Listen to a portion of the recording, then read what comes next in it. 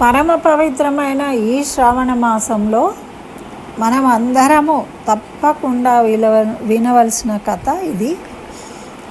లక్ష్మీ అమ్మవారు క్షీర సముద్రం నుండి ఆవిర్భవించిన విధానం.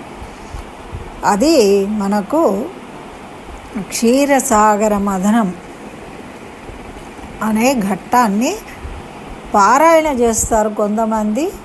తర్వాత కథను వినడం అనేది చాలా శుభదాయకమని మన పెద్దలు చెప్తూ ఉంటారు. కాబట్టి ఈ కథను మీకోసం షేర్ చేస్తున్నా కాబట్టి మొత్తం వినండి. ముందు లైక్ చేయండి. అమ్మవారిని లైక్ చేయకపోతే ఇంకా ఎలాగ చెప్పండి. తప్పకుండా మీరు చేస్తున్నది నా కోసం కాదు, మీరు ఈ కథ వింటున్నందుకు దాన్ని ఇష్టపడ్డారని లైక్ చేయడం. కాబట్టి తప్పకుండా లైక్ చేయండి, ఇంకా షేర్ చేయండి మీ బంధుమిత్రులకు. నలుగురితో ఆనందాన్ని పంచుకోవడమే ముఖ్యమైన ఉద్దేశం. లక్ష్మీ కళ అంటారు దాన్ని. కాబట్టి తప్పకుండా అందరూ సబ్స్క్రైబ్ చేసుకోండి, షేర్ చేసుకోండి. ఇంకా కథలోకి వెళ్దాము. మహిళా లోకానికి స్వాగతం. అందరికీ నమస్కారం అండి. ఈ పరమ పవిత్రమైన శ్రావణ మాసంలో మనము వినవలసిన అతి ముఖ్యమైన కథని ఈరోజు చెప్పబోతున్నాను మీకు. అదే లక్ష్మీ అమ్మవారు క్షీరసాగరం నుండి ఆవిర్భవించిన ఘట్టాన్ని మనం వినబోతున్నాం.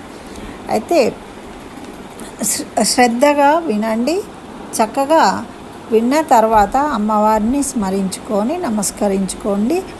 అన్ని సంపదలు కలుగుతాయి, కోరికలు నెరవేరుతాయి, చక్కగా శుభాలు జరుగుతాయి. అయితే మానవులు, దేవతలు, రాక్షసులు ఎప్పుడు కూడా తగులాడుకుంటారు కదా. అయినప్పుడు రాక్షసుల వల్ల వీళ్ళు చాలాసార్లు ఇబ్బందుల పాలవుతూ ఉంటారు. దేవతలు వీళ్ళ రాజ్యం కోల్పోతారు, స్వర్గాన్ని వాళ్ళు ఆక్యుపై చేసేస్తారు. మరి స్వర్గాన్ని కోల్పోయిన దేవతలు, ఇంద్రుడు అందరూ కూడా బ్రహ్మదేవుడి దగ్గరికి వెళ్తారు. ఈ రాక్షసుల నుండి ఇలా రక్షించుకోవాలి మనము, ఇలా ఎన్ని రోజులు ఈ విధంగా గొడవ చేస్తూ ఉంటే మనం భరిస్తూ ఉండాలి అని వెళ్తారనమాట. అందరికీ పెద్ద బ్రహ్మదేవుడు కాబట్టి అప్పుడు బ్రహ్మదేవుడు, పరమశివుడు, ఈ దేవతలు అందరూ కలిసి విష్ణుమూర్తి దగ్గరికి వెళ్తారు. వెళ్ళినప్పుడు విష్ణుమూర్తిని ప్రార్థిస్తారు, మమ్మల్ని ఈ రాక్షసులను సంహరించి మాకు ముక్తి కలిగించండి. ఇట్లా ఎన్ని రోజులు మేము అవస్థలు పడాలి, మా పనులు మేము చేసుకోలేకపోతున్నాం. ఎందుకు అంటే ప్రకృతిలో జరిగేవన్నీ కూడా అది నియంత్రణ అనేది దేవతలు నిర్వహిస్తారు. వర్షము, గాలి, ఎండ ఇవన్నీ కూడా. కాబట్టి మరి అది ప్రకృతి ధర్మాలు నియమానుసారం జరగాలి అంటే దేవతలు వారి స్థానాలలో ఉండాలి. మరి ఇలా ఇబ్బందులు అవుతూ ఉన్నాయి కాబట్టి మా అమ్మని రక్షించండి అని వేడుకుంటారు. అప్పుడు శ్రీమన్నారాయణుడు ఏం చెప్తాడు అంటే, దీనికి అమృతాన్ని సాధించుకోవాలి. అమృతాన్ని సాధించుకోవాలి అంటే అది పాల సముద్రంలో ఉంటుంది, క్షీర సముద్రంలో ఉంటుంది. దాన్ని మనము క్షీర సముద్రాన్ని మదించినట్టయితే మనకు అమృతం దొరుకుతుంది. మరి దాన్ని సాధించడం ఎలాగా అంటే మీరు మీ ఒక్కరితోని కాదు అది. కాబట్టి మీ అన్నదమ్ములే కదా దైత్యులు కూడా. అంటే కశ్యప ప్రజాపతికి అదితి ద్వారా పుట్టిన వాళ్ళు దేవతలు, దితి ద్వారా కలిగిన వాళ్ళు దైత్యులు, రాక్షసులు అన్నమాట. కాబట్టి అన్నదమ్ములే అవుతారు. కాబట్టి మీరు కొంతకాలము ఓపికగా స్నేహం చేయండి, వాళ్ళతోని స్నేహం చేసి మీరు ఈ అమృతాన్ని సాధించడానికి వాళ్ళు కూడా ఉపయోగపడతారు మీకు అని చెప్తాడు శ్రీమన్నారాయణ. అప్పుడు వీళ్ళు సరే అని చెప్పేసి మెల్లగా ముందు వెళ్ళి వాళ్ళతో చక్కగా స్నేహం చేసి మాట్లాడుతూ, అంటే రాక్షసులు అటువంటి వాళ్ళు కూడా మనం స్నేహం చేసి మార్చుకోవచ్చు. అది మనం గమనించుకోవాలన్నమాట. అయితే ఎవరితోనైనా మనకు ఇంట్లో గొడవలు ఉన్నాయంటే వాళ్ళతో మనం స్నేహం చేయాలి. స్నేహం చేస్తే మనకు వాళ్ళు శత్రువులు కాదు, మిత్రులుగా మారిపోతారన్నమాట. అయితే ఈ విధంగా శ్రీమన్నారాయణుడు చెప్పిన దాన్ని అనుసరించి వీళ్ళు రాక్షసులతోని స్నేహం చేస్తారు. పోయి మనము ఎంత కాదనుకున్న అన్నదమ్ములము ఒకరికొకరు సహాయం చేసుకుందాము, ఇట్లా క్షీరసాగరాన్ని మదిస్తే అమృతం లభిస్తుంది, మనము ఎప్పటికీ మనకు యుద్ధాలు చేసుకున్నా కూడా ఏది చేసుకున్నా అమరులం అవుతాము అప్పుడు అమృత పానం చేస్తే అని వాళ్ళతోని చెప్తే వాళ్ళు ఏమంటారు, ముందు కాదు కాదు అంటారు. కానీ వాళ్ళు కూడా ఆలోచించుకుంటారు, మంచి విషయమే కదా, అమృతం లభిస్తుంది, ఎవరి ఆలోచనలు వాళ్ళకు ఉన్నాయి. అమృతం వచ్చినాక మేమే పొందాలి అని దేవతలకు ఉంది, మేమే పొందాలని రాక్షసులకు ఉంది. కానీ అమృతం రావాలి అంటే మాత్రం ఇద్దరు కలిసి పని చేయాలి, అది అక్కడ ముఖ్య విషయం. కాబట్టి సరే అని రాక్షసులు కూడా వీళ్ళకు ఒప్పుకొని మరి ఏదైనా ప్లాన్ మొదలు పెట్టేటప్పుడు దానికి కావాల్సిన విధానంలో వీళ్ళు పని చేయాలి కలిసి. ఆ విధంగా అనేక ఔషధాలను తెచ్చి క్షీరసాగరంలో వేసిండ్రు. అనేక రకములైన చెట్లు, ఔషధాలు, పూలు అవన్నీ కూడా తెచ్చి క్షీరసాగరంలో వేసి తర్వాత మందర పర్వతాన్ని కవ్వంగా చేసుకొచ్చిండ్రు. వాసుకి అనే ఒక మహాసర్పాన్ని త్రాడుగా చేసి దాన్ని మదించడం ప్రారంభించిండ్రు. ఇంకేముంది, చిలుకుదాము అని. అయితే ఇందులో కూడా మళ్ళీ తలవైపు ఒకళ్ళు పట్టుకోవాలి, తోక వైపు ఒకళ్ళు పట్టుకోవాలి. దేవతలు శ్రీమన్నారాయణుడి ఆజ్ఞతోని తోక వైపు పట్టుకోవడము, వీళ్ళేమో తలవైపు పట్టుకోవడము జరిగింది.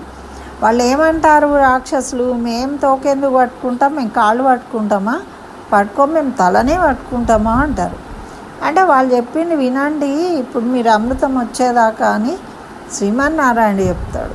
సరే అని వాళ్ళు అలా దాన్ని మదిస్తూ ఉన్నారన్నమాట. ఆ ప్రకారం అలా రెండు వైపులా లాగుతూ మందరాన్ని తిప్పుతూ మదించడం సాగిస్తూ ఉంటే దైత్యులు వాసుకి ముఖం నుండి విషవాయువులు వెలువడుతూ ఉన్నాయి. మరి సహజంగా ఎంతో బలం కలవారు బలహీనులైపోతున్నారు. పాపం వాళ్ళకి విషం వచ్చి విషవాయువులు మొహానికి కొడుతూ ఉంటే వాళ్ళు సరిగా దాన్ని లాగలేకపోతూ ఉన్నారన్నమాట, ఎంతో బలం ఉన్నా కూడా. మరి తోక వైపు ఉన్న దేవతలేమో బలం వృద్ధి అవుతున్నది, ఎందుకంటే సన్నగా ఉంటుంది కదా తోక, వీళ్ళు చక్కగా ఈజీగా పట్టుకొని లాగేస్తూ ఉన్నారు. ఈ పడగ ఉంటుంది కాబట్టి దీన్ని పట్టుకోవడం వీళ్ళకి కష్టమవుతుంది. అందులోనూ ఇంకా విషం వాయువులు బయట వస్తున్నాయి అన్నమాట. దాన్ని ఇలా తాడులాగా చిలికినా కొద్దీ అప్పుడు వీళ్ళ బలము తగ్గిపోతూ ఉందన్నమాట. అట్లా ఈ క్షీర సముద్రం మధ్యలో అది చేస్తూ ఉంటే ఏమైంది, మందర పర్వతము కుంగిపోతూ ఉంది. వాటర్ కదా, దానికి కింద ఏం బేస్ లేదు కాబట్టి దీన్ని తిప్పుతున్న కొద్దీ అది నీటిలోకి కుంగిపోతూ ఉంది. దాన్ని ఎలా చిలకాలో అర్థం కావట్లేదు వీళ్ళు. అప్పుడు శ్రీమన్నారాయణుని ప్రార్థిస్తే ఆ శ్రీమన్నారాయణుడు తాబేలు ఆకృతిని ధరించి ఆ గిర్రున తిరుగుతున్న మందర పర్వతానికి ఆధారంగా ఉన్నాడు. అందుకే తాబేలు పైన గట్టిగా ఉంటుంది, పర్వతాన్ని దాని మీద పెట్టినా కూడా దానికి ఏమీ కాలేదన్నమాట, అంత గట్టి పెచ్చు ఉంటుంది. దాని మీద పర్వతాన్ని పెట్టడం వల్ల అది కుంగిపోకుండా ఆపిండు ఆ శ్రీమన్నారాయణుడు ఈ తాబేలు రూపంలో. అట్లా మందర పర్వతానికి ఆధారంగా ఉండడం వల్ల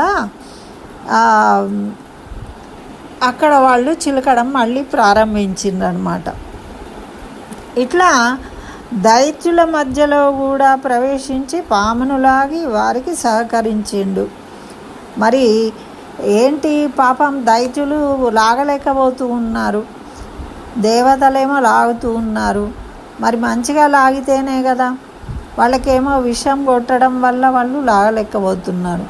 అప్పుడు ఇక్కడ కూర్మ రూపంలో ఉండడమే కాదు, మరి రాక్షసుల రూపంలో కూడా అక్కడ వెళ్ళి వాళ్ళకు కూడా సహాయం చేసిండు, దీన్ని కవ్వంగా చిలకడానికి అన్నమాట. ఇట్లా వారికి కవ్వంగా ఏర్పడిన పర్వతానికి పైన తాను ఒక రూపంలో ఆక్రమించి పర్వతం తేలిపోకుండా నిలబెట్టడము, మరొక అద్భుతము అదృశ్యం రూపంలో నాగరాజులతో ప్రవేశించి అతని బలం తరిగిపోకుండా పోషించడం. చూడండి, భగవంతుడు మనం నమ్మితే అలా తన మీద వేసుకొని మనను గట్టెక్కిస్తాడనమాట. అట్లా అతని బలం తరగకుండా, మరి పామును కూడా పాపము అటు ఇటు లాగుతూ ఉంటే వాసుకి కూడా బలహీనుడు అయిపోతాడు కదా, తెగిపోతుంది కదా తాడు. మరి అలా కాకుండా వాసుకి కూడా స్ట్రాంగ్గా ఉండాలి, బలంగా ఉండేటట్టు అందులో ప్రవేశించి ఉన్నాడట భగవంతుడు. చూడండి, అసలు భగవంతుడు లేని ప్లేస్ ఉంటుందా ఎక్కడన్నా? ఎక్కడా ఉండదు. ప్రతి దాంట్లో భగవంత రూపము ఉంటుంది. కాబట్టే మనం ప్రతిదాన్ని కూడా భగవత్ స్వరూపంగా చూస్తామన్నమాట. ఇట్లా వాళ్ళు నాగరాజుకు కూడా బలం తగ్గకుండా తానై అందులో ప్రవేశించి బలాన్ని చేకూర్చాడు స్వామి. ఇట్లా సముద్ర మదన కృత్యాన్ని స్వయంగా నిర్వహింపజేస్తూ ఉన్నాడు. అటు మందర పర్వతాన్ని నిలబెడుతూ ఉన్నాడు, ఇటు దైత్యులకు సహకరిస్తూ ఉన్నాడు, మరియు వాసుకి బలాన్ని చేకూరుస్తూ సహాయం చేస్తూ ఉన్నాడు దేవతలకు. ఇలా మదిస్తున్నప్పుడు ముందుగా కామధేనువు వచ్చిందట. కామధేనువు రాగానే అందరూ ఆశ్చర్యపడ్డారు. వాళ్ళు వారుండి వారుడి అనే పానీయ ద్రవాన్ని చేతపట్టి ఒక స్త్రీ ఆవిర్భవించిందట. ఆ తర్వాత పరిమళాలు నలువైపులా వెదజల్లుతూ మళ్ళీ దేవపారిజాతం ఆవిర్భవించిందట. ఆ తర్వాత ఉదార రూప సంపద గల దివ్య అప్సరసలు వచ్చారట. తర్వాత చల్లని కిరణాలు వెదజల్లే చంద్రుడు ఆవిర్భవించాడట. దాన్నేమో పరమశివుడు తీసుకున్నాడు. ఆ తర్వాత విషం ఆవిర్భవించింది, దాన్ని సర్పాలు స్వీకరించాయి. ఆ తర్వాత శ్వేతాంబరధారి అయి అమృతపూర్ణమైన కమండలు హస్తంతో దేవవైద్యుడైన ధన్వంతరి ఆవిర్భవించాడు. దీన్ని వీక్షించి దేవతలు దానవులు మునిగణాలు అందరూ కూడా ఆనందించిండ్రు. ఆ తర్వాత కాంతులు దశ దిశల వెదజల్లుతూ వికసించిన కమలంలో కూర్చొని పద్మహస్తయై లక్ష్మీ అమ్మవారు వెలుపలకు వచ్చింది. ఓం శ్రీ మహాలక్ష్మియై నమః. ఆమెను శ్రీ సూక్త విధానంతో మహర్షులు స్తుతించారు. మనం కూడా అమ్మను స్తుతించాలి. అలా స్తుతించినాక విశ్వావసు ప్రముఖులైన గంధర్వులు, చూడండి ఈ సంవత్సరం కూడా విశ్వావసు నామ సంవత్సరం. ఆ గంధర్వులు గానం చేశారట అమ్మ గురించి, పాటలు పాడాలి ఈ సమయంలో, అమ్మ ఆవిర్భవించిన సమయంలో. అప్సరసలు వచ్చారు కదా, అప్సరసలు నాట్యం చేశారట. గంగాది నదులు అమ్మను స్నానం చేయించడానికి అక్కడికి వచ్చి నిలిచాయట. మరి దిగ్గజాలు హేమపాత్రలతో నిర్మల జలాన్ని తీసుకొని లక్ష్మీ అమ్మవారికి అభిషేకం చేస్తున్నాయట. అందుకే 2 గజాలు ఉంటూ ఉంటాయి అమ్మ పక్కన. గజాలు అంటే గజము, ఏనుగులు. ఏనుగులు ఏం చేస్తాయి? స్వర్ణపాత్రలతోని నీటిని తీసుకొని తొండాలతోని అమ్మను అభిషేకిస్తాయి. అట్లా క్షీరసాగరుడేమో శరీరధారి అయి, అందుకే క్షీరసాగరుణ్ణి అమ్మ తండ్రిగా అంటారు, ఎందుకంటే అమ్మ క్షీరసాగరం నుండి ఆవిర్భవించింది కాబట్టి.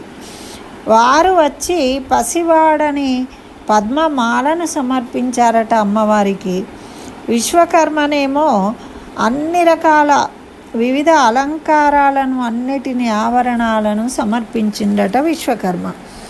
ఇట్లా అభిషేక జరిగి అమ్మవారు ఆ తల్లి మాల్యాంబరాలు ధరించి వివిధ భూషిత అయి దేవతలంతా చూస్తూ ఉండగా శ్రీహరి వక్షస్థలాన్ని చేరుకున్నది. అమ్మ ఆవిర్భవించింది, శ్రీహరి వక్షస్థలాన్ని చేరుకున్నదన్నమాట. ఈ విధంగా ఆ అమ్మ పాల సముద్రం నుండి క్షీర సముద్రం నుండి అవతరించింది. అయితే మరి ఇక్కడ ఏం చెప్తారు అంటే దీంట్లో ఈ క్షీర సముద్రం నుండి బయలుపడి ఆ శ్రీమన్నారాయణుని వక్షస్థలాన్ని చేరింది కదా. ఎవరైతే సత్వగుణ సంపన్నులై బహుజన ప్రయోజనం అంటే ఇతరులకు ఉపయోగాన్ని మంచిని హితవును కోరుకుంటారో కాంక్షిస్తారో అటువంటి స్వభావం కలిగిన వాళ్ళు ఎవరు ఉంటారో భగవద్ విషయంని ఎవరు భక్తితో వింటారో అటువంటి వారికే ఐశ్వర్యం లభిస్తుంది అని మునులు దేవతలు అందరూ కూడా స్తుతించారట అమ్మను. అంటే ఆమె అందులో నుంచి బయటకు వచ్చి ఇలా చూడడంతోనే దేవతలకు వాళ్ళ పూర్వ వైభవం వచ్చేసిందట, సంపదలన్నీ కూడా కలిగినాయట.